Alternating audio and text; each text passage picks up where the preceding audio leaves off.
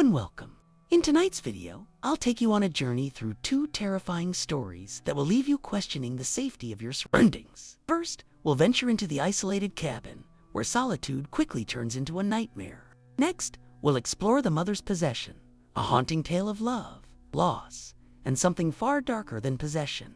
Grab a blanket, turn down the lights, and get ready. These stories are not for the faint of heart. Don't forget to like, subscribe to the channel. Let's begin. Story 1. The isolated cabin. I should have known. Something was off the moment we got there. The cabin was exactly what my parents described. Small, isolated, buried in the middle of nowhere, with only the thick forest stretching out in every direction. It was the kind of place that looked perfect in pictures, but felt eerily wrong in person. Paul and I had driven for hours through winding, icy roads just to get here, hoping for a quiet getaway before the semester started again. But as soon as I stepped out of the truck, that quiet wasn't peaceful. It was the kind of silence that made your ears ring, like the whole forest was holding its breath.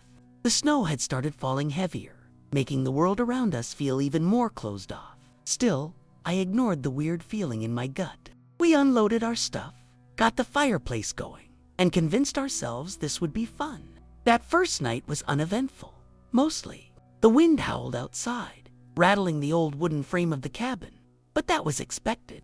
What wasn't expected was the sound I woke up to, sometime in the early morning, like slow, deliberate footsteps crunching through the snow outside. I sat up in my sleeping bag, heart pounding, trying to convince myself it was just an animal. But the steps were too heavy, too precise. I held my breath, straining to hear, but after a few minutes, the sound stopped. I waited, my ears trained on the silence, but nothing else happened. Maybe I'd imagined it. Maybe I was just being paranoid. I laid back down, pulling the covers over myself, forcing my eyes shut. But deep down, I knew I wasn't the only one out there. The next morning, I almost convinced myself I'd dreamed it until I stepped outside. The air was brutally cold, the kind that stung your lungs. But that wasn't what made me freeze in place. There, leading straight up to the porch, were footprints, fresh ones, deep impressions in the snow, spaced evenly apart, like someone had walked up to the cabin in the middle of the night. My stomach twisted as I followed them with my eyes, expecting them to loop back toward the trees. But they didn't. They stopped right at the porch, right at the front door. No return tracks. No sign that whoever made them had left. Just an eerie, dead-end trail. Like someone had walked up, stood there, and then, what? He hadn't even stepped out yet. I called him over, and as soon as he saw the footprints, his face darkened. "Dude, what the hell?" he muttered, stepping closer. I didn't have an answer. We searched around the cabin, looking for any sign that someone had been nearby. But the snow was untouched beyond those prints. No other tracks, no disturbances, just that single path leading up to our door. We tried to rationalize it. Maybe the wind had erased the return steps. Maybe the snow had filled them in. But neither of us really believed that. Something about it felt wrong, like the woods themselves were messing with us. We both agreed to shake it off, go exploring, clear our heads. But I couldn't stop looking over my shoulder. And even as we hiked through the snow-covered trees, I couldn't shake the feeling that we weren't alone. The deeper we went into the woods, the worse the feeling got. It wasn't just paranoia. There was something off about the place. The trees were too still, the silence too complete. Even our own footsteps felt muffled, swallowed by the thick blanket of snow. Every now and then, Paul and I would stop, pretending to adjust our gear or take a break. But we were really just listening. And I swear, every time we paused, I could hear something else faint. Almost imperceptible crunching sounds, like someone was walking when we walked and stopping when we stopped. I glanced at Paul, and I could tell he was feeling it too.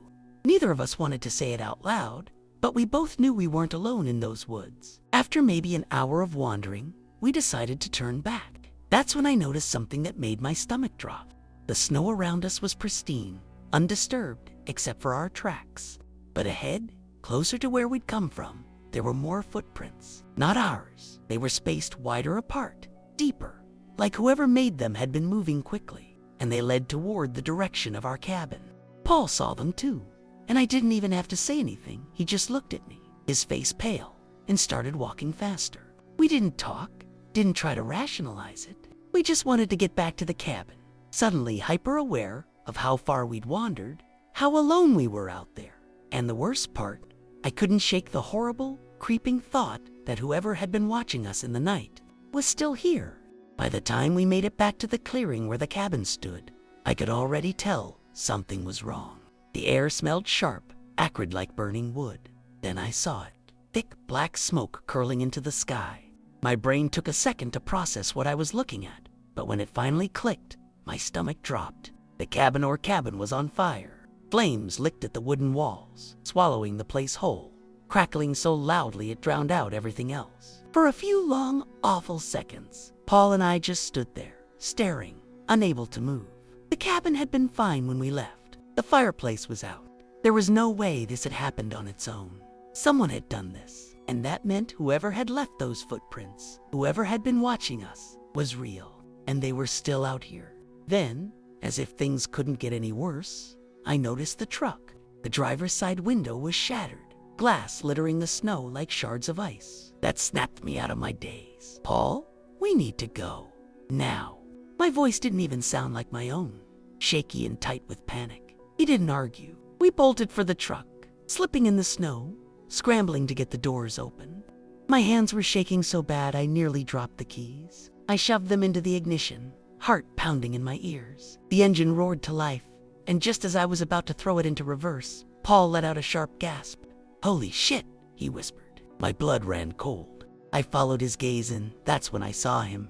He was standing in the middle of the road, just beyond the clearing, barely visible through the swirling snow. A man tall, broad-shouldered, wearing a red flannel shirt. He wasn't moving.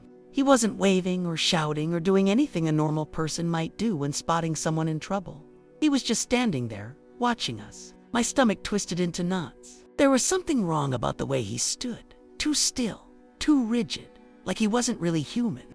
His face was shadowed beneath the low winter light, but I could feel his eyes locked onto us. For a moment, I thought maybe he'd come to help. Maybe he was just some local who'd seen the fire. But then, without warning, he bolted. 1 second he was frozen in place, and the next, he ran not toward us, but straight into the trees. And that was somehow worse. I didn't wait to think. I slammed the truck into reverse so hard the tires skidded on the ice. "Go, go, go," Paul was shouting. But I was already stepping on the gas, my hands so tight on the wheel, my knuckles were white. The truck fishtailed as I spun it around, plowing through the thick snow, the flames of the cabin shrinking behind us. I kept expecting to see that man, again waiting at the next bend in the road, running alongside the trees, something, but he was gone, completely vanished. The only sign that he had ever been there at all was the lingering, gut-wrenching certainty in my chest that we had just escaped something we weren't supposed to. Something I still don't have an explanation for. We didn't say a word for the first few miles. My mind was racing, trying to make sense of what had just happened. The fire, the footprints, the truck window, that man. None of it added up. And the worst part? It wasn't just fear I was feeling. It was the sinking, gut-churning sense that whatever had happened back there wasn't over. Paul finally broke the silence, his voice shaky. Who the hell was that? I didn't have an answer. I just kept driving, my eyes darting to the rearview mirror every few seconds, half expecting to see something moving in the trees. But there was nothing. Just the endless, white blur of snow-covered forest stretching behind us. Still, I couldn't shake the feeling that we were being watched. We drove straight through the storm, barely stopping, not even talking about whether we should call the cops. What the hell would we even say? Hey, someone burned down our cabin, broke into our truck, and then just stood there in the road watching us. No, nobody would believe that. Hell, I barely believed it. But I knew what I saw. I knew those footprints weren't ours. And I knew that man wasn't just some random hiker. Paul and I never went back. We never even talked about it again. Not really. A few weeks later, my parents asked why we'd left early, and I just told them the storm was worse than expected. I didn't mention the fire, or the footprints, or the man in the flannel shirt, because deep down, I had this awful, gnawing feeling that if I said it out loud, if I acknowledged it might happen again.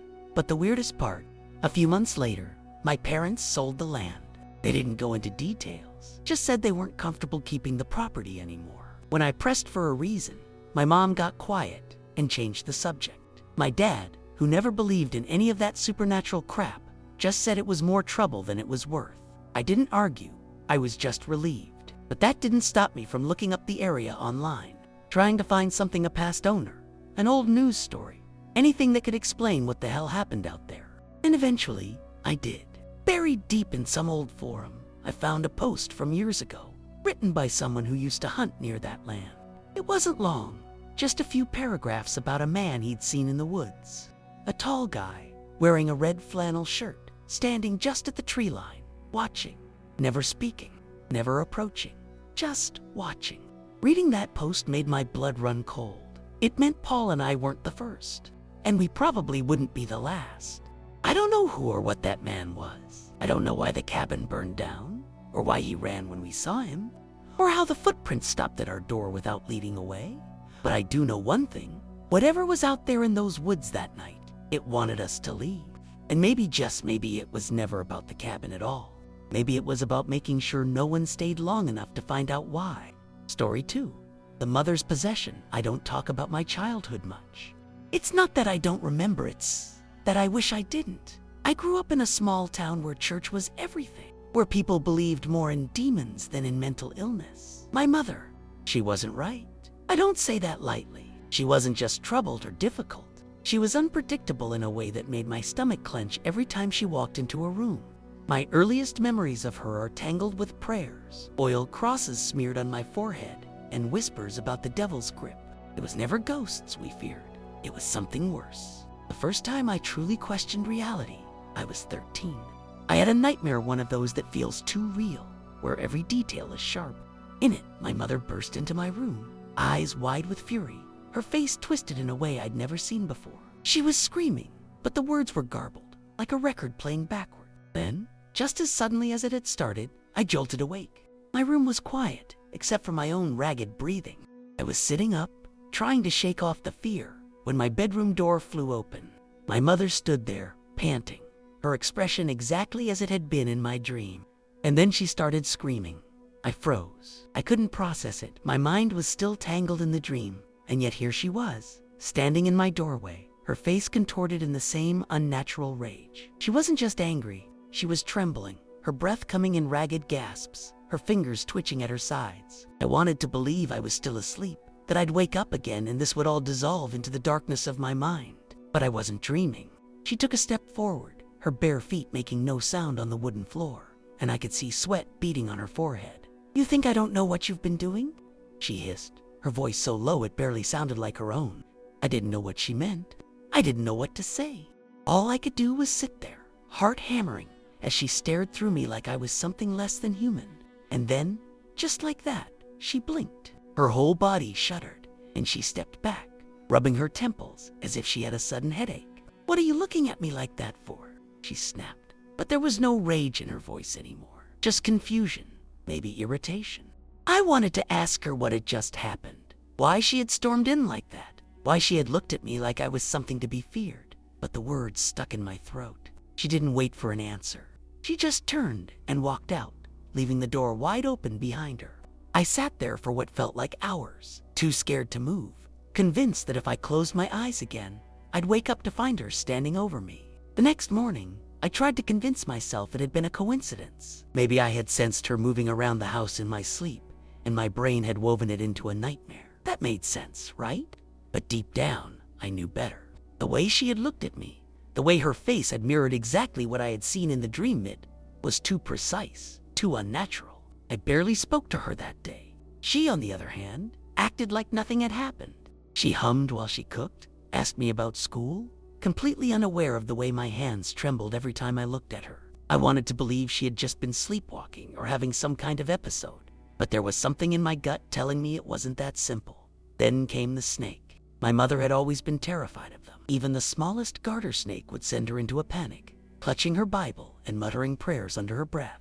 That's why, when I saw her in the backyard one evening, holding a massive black snake in both hands, I felt like I was going to be sick. She wasn't just holding it, she was stroking it, running her fingers along its scales like it was the most natural thing in the world, and she was smiling. Not a normal smile, but this slow, stretched out grin that didn't reach her eyes. "Come here," she called to me, her voice almost sing-song.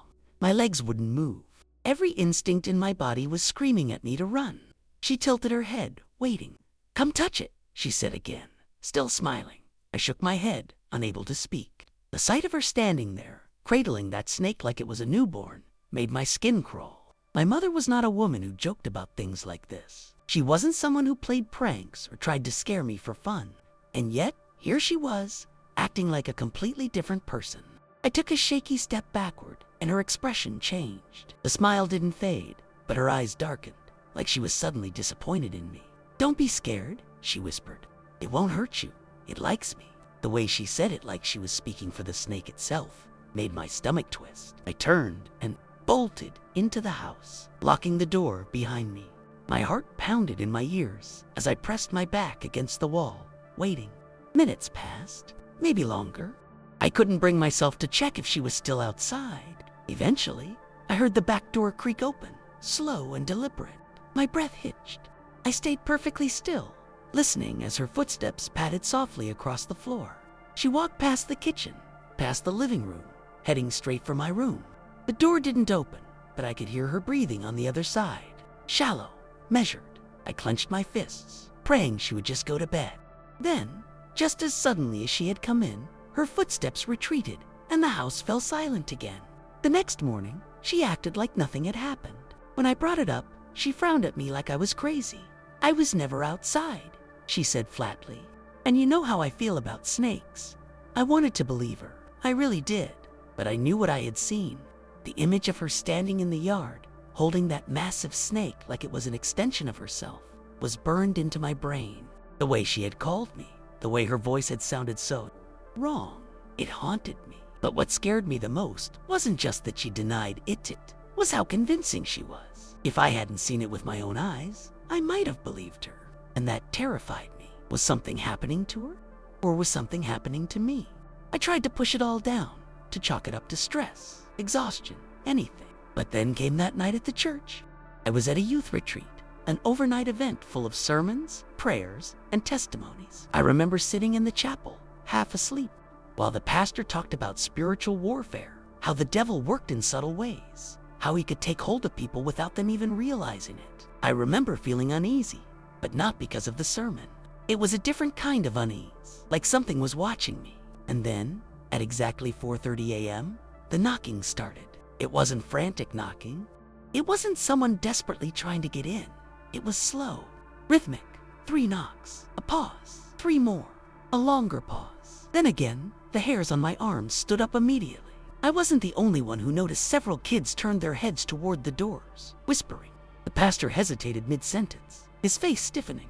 One of the chaperones stood to check, but before he reached the entrance, the doors creaked open just slightly, and that's when I saw her. My mother stood barefoot outside the chapel, drenched in sweat. Her hair was matted to her face, and her nightgown clung to her like she'd been running for miles. But it wasn't just how she looked, it was the way she stared at me, like I was the only person in the room. Her lips were slightly parted, her breathing shallow, but she didn't speak, she just watched. And in that moment, I felt something I had never felt before. Not just fear, not just confusion. It was the overwhelming certainty that something was deeply, profoundly wrong. Nobody moved. The pastor's face had gone pale, his hands gripping the pulpit so tightly his knuckles turned white. The chaperone who had been walking toward the door froze mid-step, like he wasn't sure whether to proceed or turn back. The whole chapel was silent except for my mother's breathing, shallow and quick, like she had been running for hours but wasn't winded, just empty. Then she lifted her hand and slowly curled her fingers, motioning for me to come to her. She didn't blink. She didn't say a word. I don't even know if she was fully aware of what she was doing, but I felt it. That same unnatural pull I had felt in my nightmare. That same suffocating pressure that made my chest tighten. It wasn't like she was asking me to come. It was like something inside her was demanding it. And against every logical thought in my head, my legs moved on their own. I didn't want to go to her. Every instinct in me screamed to stay put, to run the other way, to pretend I couldn't see her. But my feet kept moving, slow and hesitant, like I was being reeled in by an invisible thread. The closer I got to the door, the colder the air became. The church had been stuffy and warm from the packed bodies inside. But now, with each step toward my mother, I could feel a chill wrapping around me, like unseen fingers pressing into my skin. When I reached the doorway, I finally stopped. Up close, she looked even worse. Her skin was ashen, her pupils too large, swallowing the color of her irises. The sweat glistened on her forehead, and her breath came out in short, rapid gasps. But the worst part was her expression. There was nothing in it. No recognition, no warmth, no hint that she knew who I was. Just that vacant, glassy stare. Then, in a voice that was barely above a whisper, she said, "It's time to go." I hesitated. My mother's voice was flat, almost mechanical, like she was repeating something she had been told to say rather than speaking on her own. I glanced back at the pastor, at the chaperones, at the other kids waiting for someone to intervene, to question why she was here in the middle of the night, barefoot and drenched in sweat, but no one said a word. The pastor just looked at me, his jaw clenched so tightly I thought his teeth might break. It was like he knew something I didn't. My mother reached out suddenly, grabbing my wrist with icy fingers. I flinched, but she didn't let go. "Now," she said, and for the first time, her voice had an edge to it, something urgent, something that made my stomach twist. My body went rigid. Her grip wasn't painfully tight, but it felt wrong, like something unnatural was holding on to me, rather than my own mother. And then I noticed something else. Her feet, the soles were completely clean. No dirt, no grass stains, nothing. Like she hadn't walked here at all. A sharp, prickling sensation ran up my spine. My mother had no shoes, had supposedly walked all the way here in the middle of the night, but her feet looked untouched-like. She had just stepped out of the house and floated to the church. My breathing grew shallow. I wanted to ask her how she got here, why she was here, but something in me knew I wouldn't get a real answer. The pastor took a step forward, just one, and I swear I saw his lips move like he was about to say something, but then he stopped. He just stood there, watching, his hand still gripping the pulpit. That's what scared me the most. He was afraid of her, of whatever this was. And if the pastor, the man who was supposed to understand demons and darkness, was afraid, what did that mean for me? I swallowed hard, my mouth dry as sandpaper. My mother's grip hadn't tightened, but I felt a pressure, an insistence, like she was willing me to move. My heart pounded against my ribs as I finally stepped over the threshold, leaving the safety of the church behind. The moment I did, the air around me shifted like stepping from one world into another. The night felt heavier, the silence thicker. We walked toward the car parked at the edge of the lot, her bare feet making no sound against the pavement. I stole a glance at her face, hoping for some sign of familiarity, some indication that this was still my mother and not whatever this was. But she just stared ahead, her expression frozen, her skin so pale it looked almost translucent under the dim streetlights. That's when I noticed her hands. They were clean, just like her feet. No sweat, no dirt, nothing, like she hadn't touched anything at all. I wanted to say something, anything, but my throat felt locked. Every instinct in me screamed to run, to turn back toward the church, but my legs wouldn't cooperate. I was trapped in this silent march toward the car, toward whatever waited for me inside. As we reached the vehicle, she finally turned to face me. Her lips parted slightly, as if she was about to speak, but no words came out. Instead, she just smiled. Not a warm, motherly smile. Not even the kind of forced smile she gave church people when she wanted to seem normal. This one was wrong, stretched too wide, teeth just a little too visible, like she was mimicking an expression she didn't quite understand. A cold wave of nausea rolled through me. That smile, God, that smile wasn't hers. It didn't belong on her face. I took a step back, my body acting before my mind could catch up. The car door was open now, though I hadn't seen her move to open it. Just the dark interior waiting, gaping like a mouth. She tilted her head slightly, like a puppet whose strings had been yanked too hard. "Get in," she finally whispered, but her voice was off, hollow. It wasn't a request. It wasn't even a demand. It was just a fact, like the decision had already been made for me. Every nerve in my body screamed at me to run, but I couldn't. I stood there, frozen, staring at her, at the open car door, at the pitch-black space beyond it. My mother, if she even was my mother in that moment, didn't blink, didn't breathe, just waited. I forced myself to speak, my voice barely a whisper. "How did you get here?" The second the words left my mouth, something shifted in her face. The smile didn't falter, but it felt strained now, like the mask was slipping. Her eyes flicked, just for a second, to something behind me. And then, almost too quietly to hear, she said, "You already know." A sharp chill ran down my spine.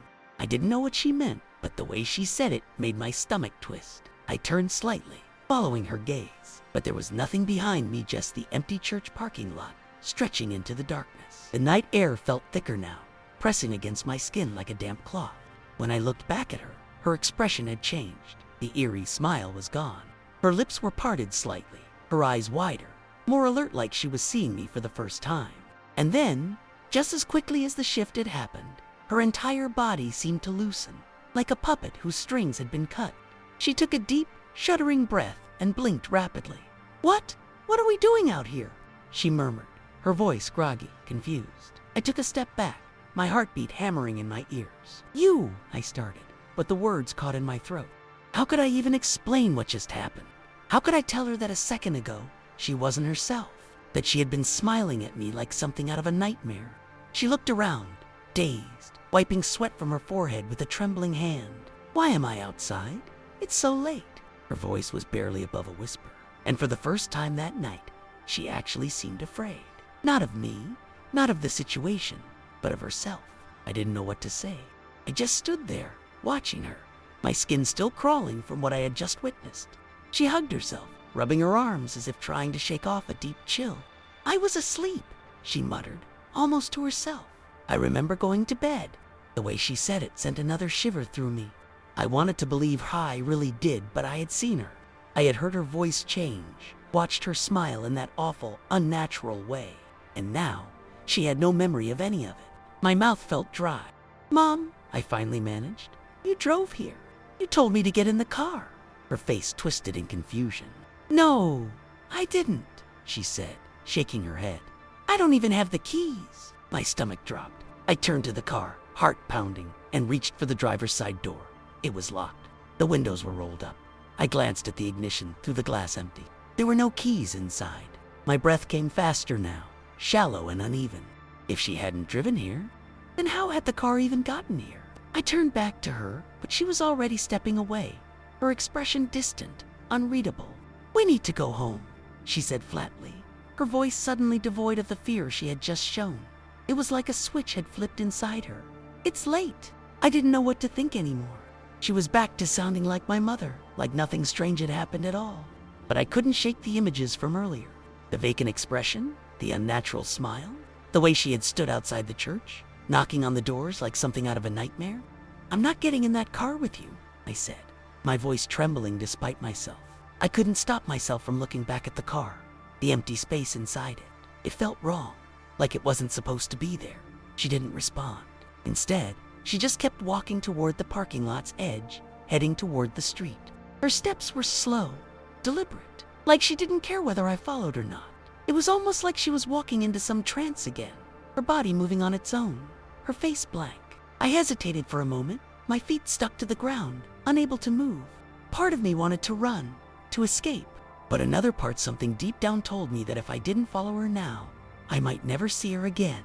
My mother had never been the type to wander off like this, and yet here she was, walking aimlessly, as though she were lost. I couldn't just leave her out there. So, against every instinct in my body, I started walking after her. The air around us felt thicker now, almost oppressive. Each step I took seemed to drag on longer than the last, like the world was holding its breath. My eyes stayed fixed on her back, but she didn't turn around, didn't acknowledge me. I reached out, gently touching her shoulder. But when I did, she flinched, as though she hadn't expected it. She whipped around to face me, her eyes wide and filled with confusion. "What is it, son?" she asked, her voice soft, like nothing had happened. I stood there for a moment, frozen, staring at her. There was no trace of the strange, terrifying woman from before. The vacant expression was gone, replaced by a look of genuine concern. My mind raced, struggling to make sense of what was happening. Was it just my mind playing tricks on me? "Mom, what happened back there, at the church?" I asked, my voice trembling despite my efforts to sound steady. She looked at me, clearly confused. "What do you mean?" "I just came to pick you up." She paused, frowning slightly. "You were supposed to be waiting for me." I was about to come inside. I felt my chest tighten, a cold knot forming in the pit of my stomach. She didn't remember. None of it. The knocking, the strange trance, her appearance outside the chapel in the dead of night, it was all gone from her mind. I couldn't understand how she could be so calm, so unaware of what had just happened. It felt like a nightmare I couldn't wake up from. "Mom," I said, my voice cracking. You were outside, banging on the door at 4:30 in the morning. You weren't even wearing shoes. You were different. She frowned, looking at me like I was speaking a foreign language. I don't know what you're talking about. I came in through the front, just like always. I'm sorry if I worried you, but I was just late. I could feel my heart pounding in my throat. Something was off, something was seriously wrong, but I couldn't figure out what. How could she not remember any of it? How could she not see that she wasn't acting like herself? I wanted to scream, to demand answers, but I didn't. Instead, I just nodded, my mind too numb to process it all. Okay? I whispered, my voice barely audible. Okay? We walked back to the car in silence, the weight of everything hanging between us. The air felt colder now, and my every step felt heavier, like I was being pulled into something I couldn't escape. I couldn't stop glancing over at her, trying to find some sign that the woman I had just seen wasn't really my mother. The way she moved, so eerily deliberate, like she wasn't entirely aware of her own actions, it haunted me. When we reached the car, she finally looked at me, her expression softening. Are you okay? She asked, her voice gentle, the way she used to speak when I was younger, when everything seemed normal. I nodded, but even as I did, I could feel the tremor in my hands. I wanted to believe her. I wanted to believe this was just some kind of strange misunderstanding, but I couldn't. I had seen her. I had felt it.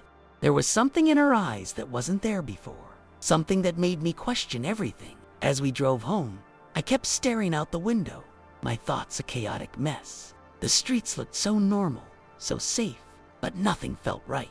My mind kept replaying the events, each detail making my skin crawl even more. I couldn't shake the image of her standing outside the church, the bizarre rhythmic knocking on the door, her vacant eyes locked onto mine like she wasn't even really there. I looked over at her in the driver's seat. She seemed completely fine, humming along to the radio as if nothing had happened. But I knew something was wrong. Something deep within me screamed that this was far more than just mental illness or a bad night. There was a darkness lurking beneath her actions that I couldn't explain. When we got home, I didn't want to get out of the car. I sat there for a few moments, staring at the house, my heart still racing.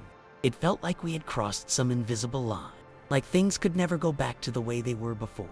I finally forced myself to step out of the car, my legs shaky beneath me. The front door creaked open as we walked inside, the familiar smell of home filling my nose, but it felt so foreign now. The house, which had always been a place of comfort, now seemed like a hollow shell, a prison I couldn't escape.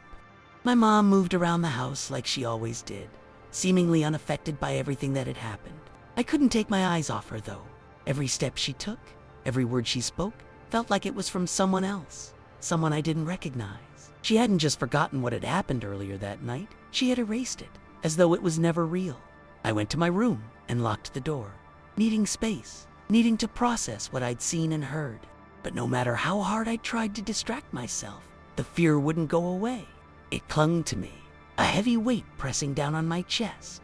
I sat on my bed, staring at the walls, listening to the faint sounds of my mother moving through the house. But they all felt wrong. I sat there in the silence, my mind racing.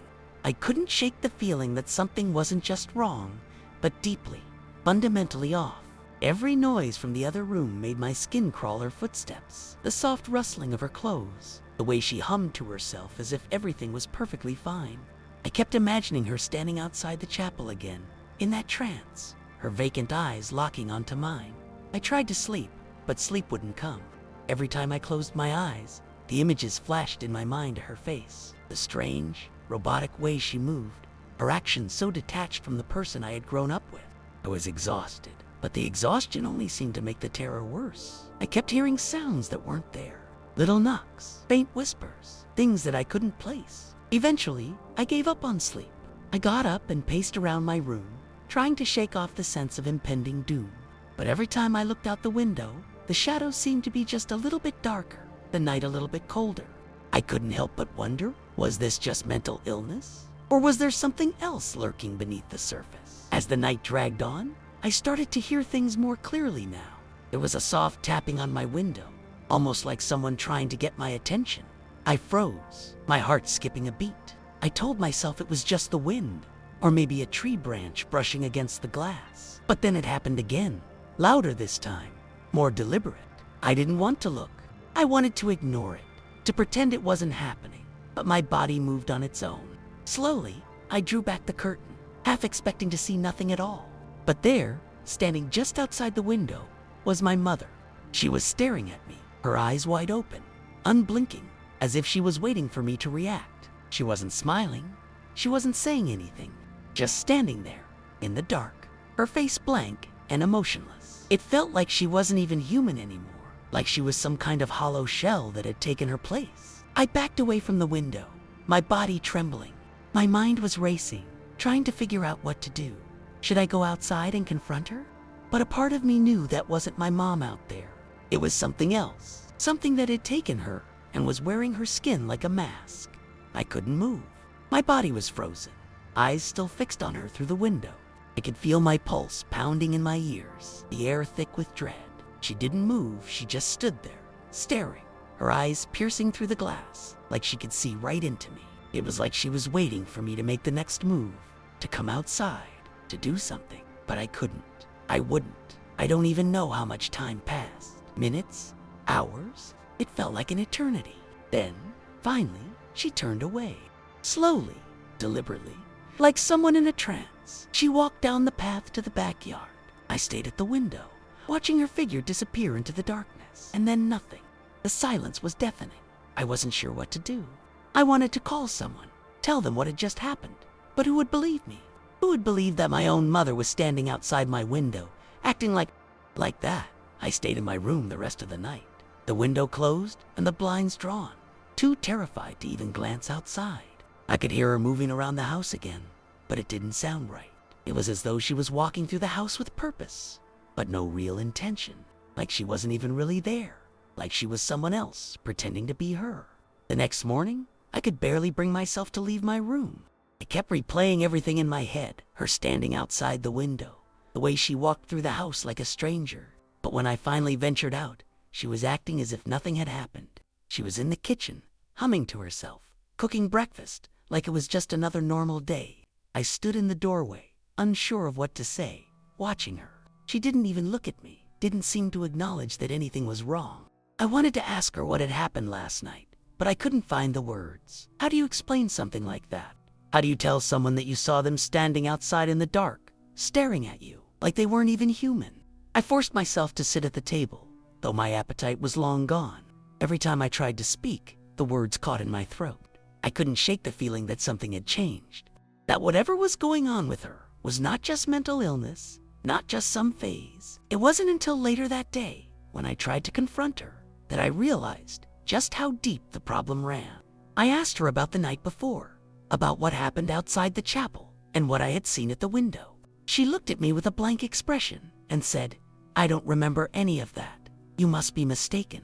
Her voice was calm, so calm, and it sent a chill down my spine. The way she spoke, like she genuinely believed nothing was out of the ordinary. It was like talking to a stranger. I didn't know what to think. Part of me wanted to believe her maybe. It was all a misunderstanding, just my mind playing tricks on me. But another part of me couldn't shake the feeling that something was terribly wrong. The way she looked at me when she denied everything, that emptiness in her gaze, it was like she wasn't even aware of the things she had done. It was as if she had no recollection of anything, or worse, like she was pretending she didn't. As the day went on, the sense of unease only grew. I watched her closely, trying to catch some glimpse of the person I knew growing up. But the more I observed, the more I realized she wasn't the same. Her movements were slower, deliberate, and her smile when she gave it seemed forced, like she was trying to convince herself of something. The entire day felt off, as if the world around me had shifted into a strange, distorted version of itself. But the worst part was when night fell. I had hoped that the terror from the night before was a one-time thing, something that wouldn't repeat itself. But as darkness settled in, I felt it again, the same tension in the air, the same dread creeping up my spine. I tried to push it out of my mind, tried to convince myself that I was overreacting. But that night, as I lay in bed, I heard something outside my window again. Soft tapping, like the night before. Only this time, it wasn't just tapping, it was a rhythmic pattern. Almost like someone was knocking deliberately, as though trying to send a message. I was too terrified to even move, but I knew exactly who it was. I didn't know what to think. Part of me wanted to believe her, maybe it was all a misunderstanding, just my mind playing tricks on me. But another part of me couldn't shake the feeling that something was terribly wrong. The way she looked at me when she denied everything, that emptiness in her gaze, it was like she wasn't even aware of the things she had done. It was as if she had no recollection of anything, or worse, like she was pretending she didn't. As the day went on, the sense of unease only grew. I watched her closely, trying to catch some glimpse of the person I knew growing up. But the more I observed, the more I realized she wasn't the same. Her movements were slower, deliberate, and her smile when she gave it seemed forced, like she was trying to convince herself of something. The entire day felt off, as if the world around me had shifted into a strange, distorted version of itself. But the worst part was when night fell. I had hoped that the terror from the night before was a one-time thing, something that wouldn't repeat itself. But as darkness settled in, I felt it again, the same tension in the air, the same dread creeping up my spine. I tried to push it out of my mind, tried to convince myself that I was overreacting. But that night, as I lay in bed, I heard something outside my window again. Soft tapping, like the night before. Only this time, it wasn't just tapping, it was a rhythmic pattern, almost like someone was knocking deliberately, as though trying to send a message. I was too terrified to even move, but I knew exactly who it was. I stood there, frozen in the doorway, my heart racing. The air felt cold, even though it wasn't a particularly chilly night. My mind raced, trying to make sense of what had just happened. Was it my mother? Had she somehow gone to my room without me hearing her? The footsteps didn't sound like hers, though. They were different, heavier, slower, almost mechanical. I strained my ears, listening for any sound, but everything was eerily quiet. I closed the door slowly, trying to calm myself down. I told myself it was just my imagination, that I had been too on edge from everything that had happened. But deep down, I knew it wasn't. Something was wrong, and I couldn't ignore it anymore. The next morning, everything seemed normal again. My mother was up early, as usual, cooking breakfast, humming to herself like she hadn't a care in the world. I felt that strange sense of unease again. Watching her, she seemed fine, better, but there was something off.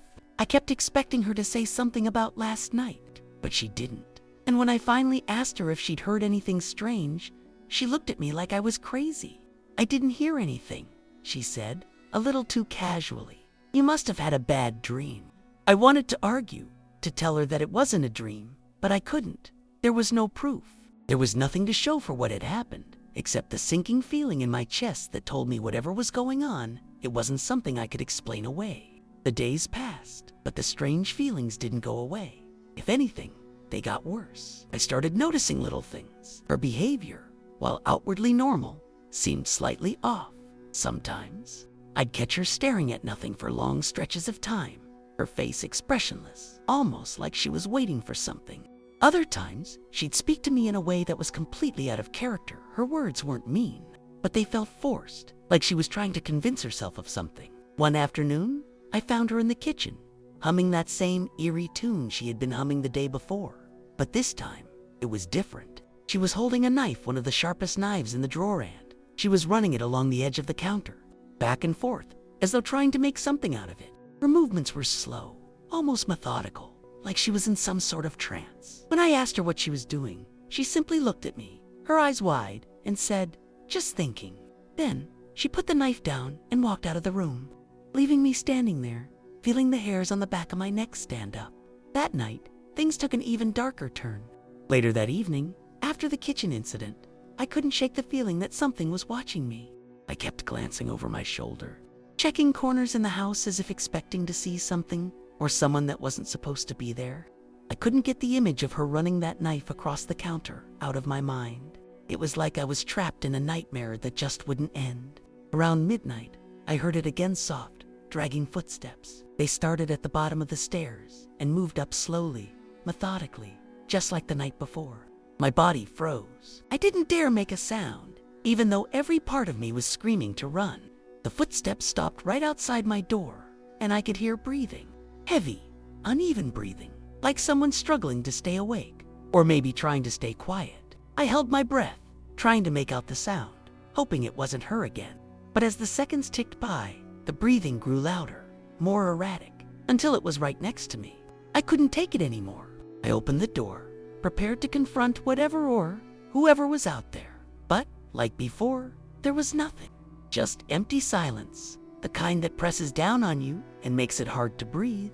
I stepped into the hallway, the floorboards creaking beneath my feet, and listened intently. The house was still too still. No sounds, no movements. I tried to convince myself that it was all in my head, that maybe I had imagined the whole thing. But deep down, I knew better. It was like the house itself was holding its breath, waiting for something. I decided to check on my mother. Maybe she was sleepwalking again. Or maybe it was all just a symptom of whatever was going on with her. I knocked again, a little louder this time, but still nothing. My heart raced. This wasn't like her.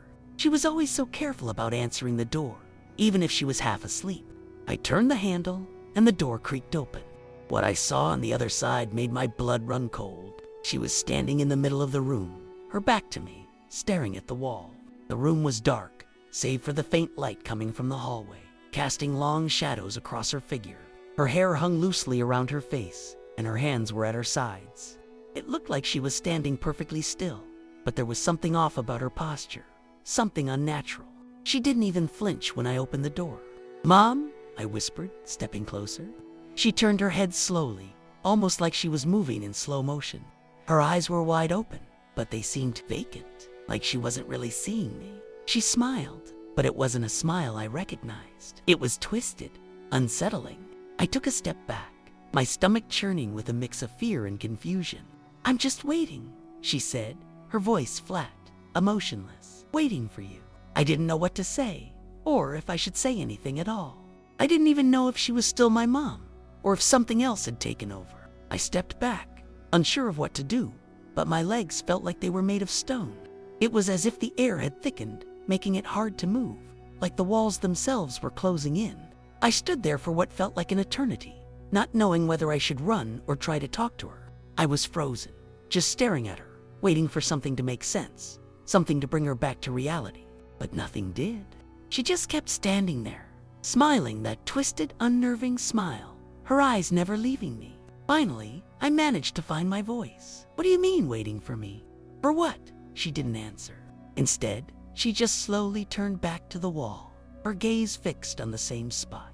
I was about to step closer when I heard a sound of soft tapping, like fingernails against wood. It came from behind me, from the hallway. I spun around, heart pounding in my chest. The hallway was empty. I tried to convince myself it was just the house settling, but the feeling in the pit of my stomach told me it was something else. The tapping continued, rhythmic, almost like a pattern, and I couldn't shake the feeling that whatever it was getting closer. My eyes shot back to my mom, but now she wasn't standing anymore. She was sitting on the floor, her knees pulled up to her chest, staring at the corner of the room with that same vacant look. I couldn't move. I couldn't even breathe properly. My whole body felt heavy, as though something was pressing down on me. I backed out of the room, the tapping still echoing behind me. I reached for the door, but before I could close it, I heard a voice. A low whisper, but it was unmistakable. "Come to me." It wasn't her voice, not entirely. It was distorted, like it was being pulled from somewhere deep inside her. I slammed the door shut and bolted downstairs, heart racing. I didn't know what was happening, but I knew I had to get away. I needed to get out of that house, away from whatever was taking hold of her. I rushed through the house, my feet pounding against the wooden floor, my mind scrambling to find an explanation. The more I tried to make sense of it, the less it made. I should have called someone, called for help, but I couldn't bring myself to do it. It was like the house itself was holding me captive, making everything feel wrong. Every corner I turned, every shadow I passed seemed to whisper at the edge of my consciousness. Something wasn't right, and I wasn't sure how much longer I could stay there without losing my mind. I grabbed my jacket from the living room, my hands shaking uncontrollably. I needed to leave. I needed to be anywhere but inside those walls. But just as I reached for the door, I heard it again, the tapping. This time, it was louder, more insistent. I froze, my heart hammering in my chest. The sound was coming from upstairs, unmistakably. My mind screamed at me to leave, but my body refused to move. I couldn't tear myself away. It was like I was drawn back upstairs, against my will, like something was pulling me toward it. Slowly, I made my way back up, the tapping growing louder with each step I took. The walls felt like they were closing in on me, the air thick with a palpable sense of dread. I couldn't explain it, but I knew one thing for sure. I wasn't just scared of what was happening to my mother. I was terrified of what was happening to the house itself. I reached the top of the stairs, and there she was again. My mother. But this time, she wasn't alone. Standing beside her was a shadow, tall and unnaturally still. I couldn't see its face, but the air around it felt cold, nervingly cold. It didn't move, didn't speak. It just stood there, watching me. And then, my mother slowly lifted her hand, pointing toward me, a strange, vacant expression on her face. "You shouldn't be here," she said, her voice distant, as though she wasn't fully aware of what was going on. I didn't know what to do. I couldn't look away from the shadow.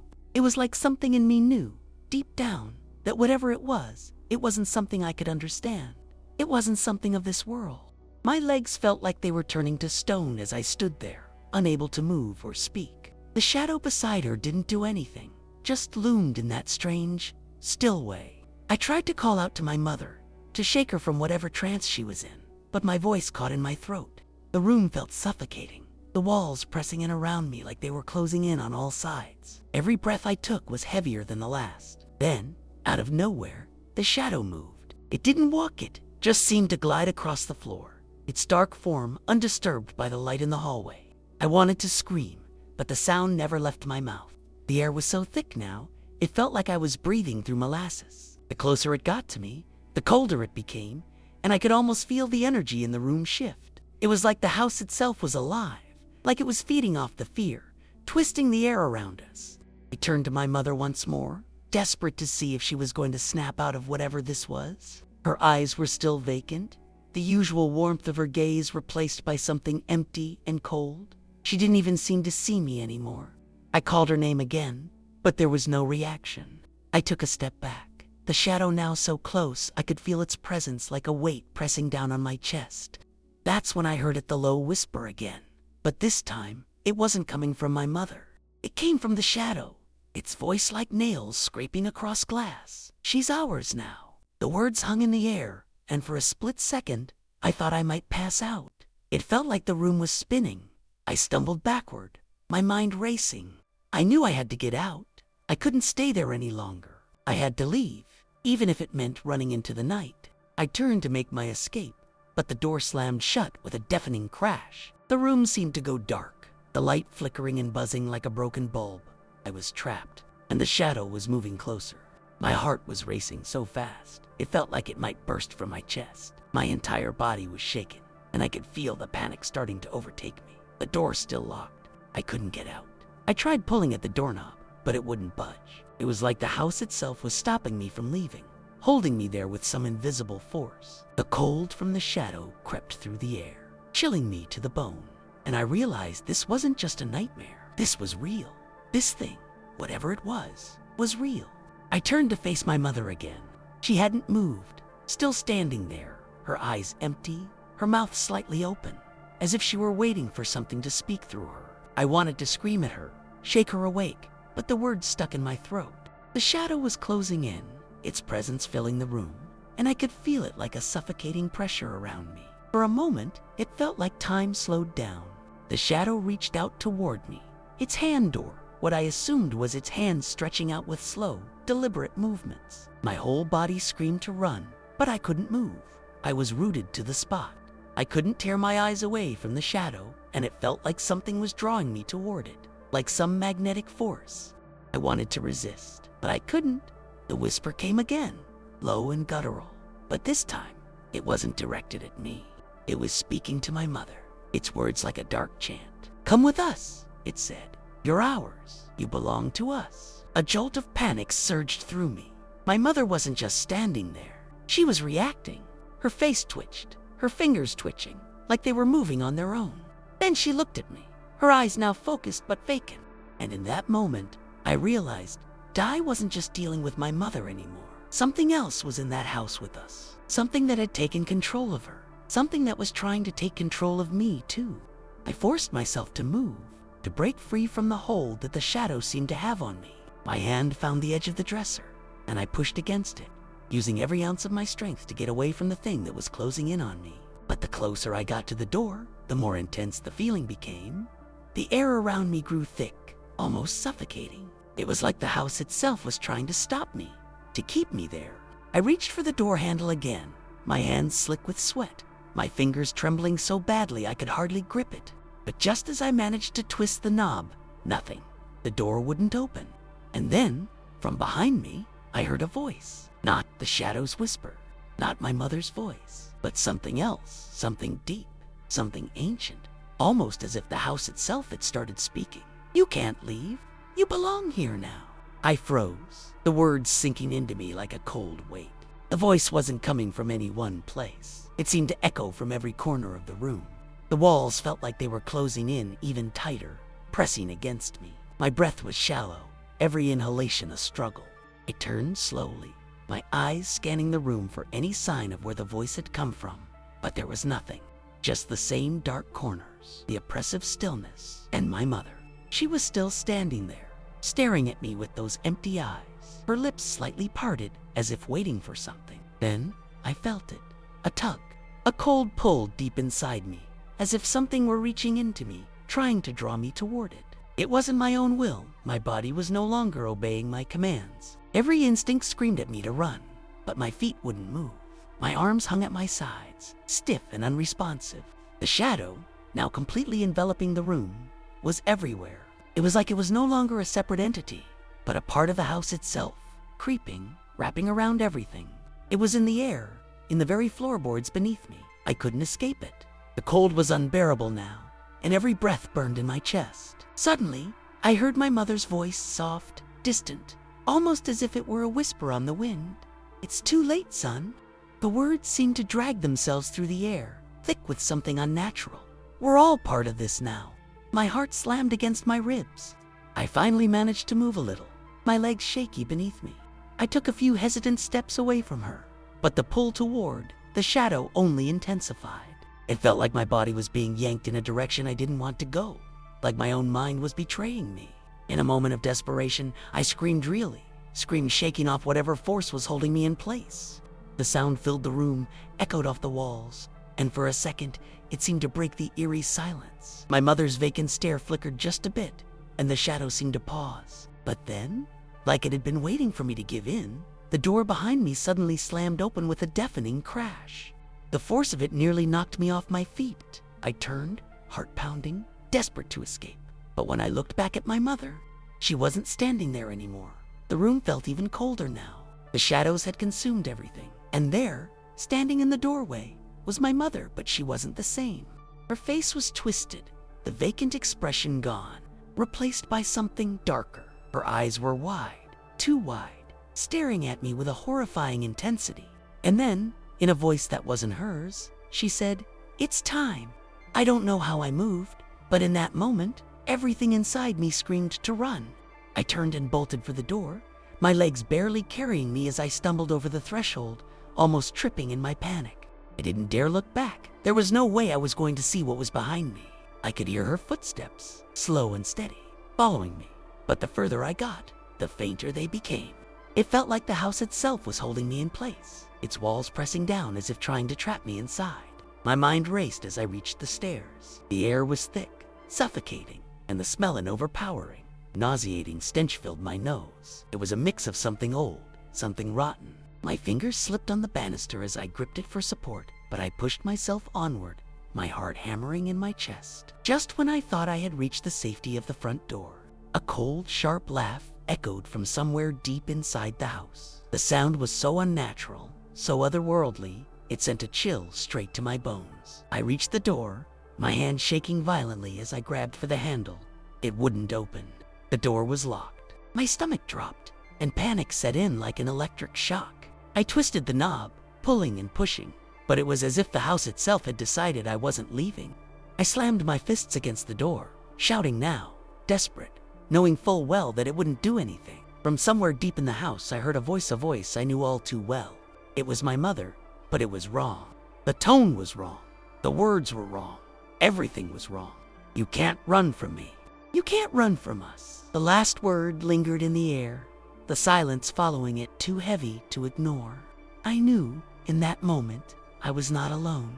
I wasn't just hearing things. I wasn't imagining it. There was something else. There's something that had been lurking in that house all along. waiting, and now it had me trapped. I collapsed to my knees, unable to think clearly, unable to do anything but sit there, paralyzed by fear. I knew that I was not going to make it out of this house, not alive, not the same. Then, like a snap of a finger, everything went still. The air stopped pressing against me. The coldness faded. The sounds died. When I opened my eyes again, I was still on the floor by the door, my body numb. But the house, it was quiet. I didn't hear her. I didn't hear the voice. The shadows were gone. And just like that, it was over. The house was still. My breathing was the only thing that filled the air. But I still don't know what happened. Was it just my mind breaking? Or something worse? I can't explain it, and I don't want to try. All I know is that night whatever, it was changed something inside me. I don't think I'll ever be able to shake the feeling of those cold eyes watching me, waiting for me to come back. I never stepped foot in that house again, and I never will. That's it. Thanks, guys. Don't forget to like and subscribe to the channel.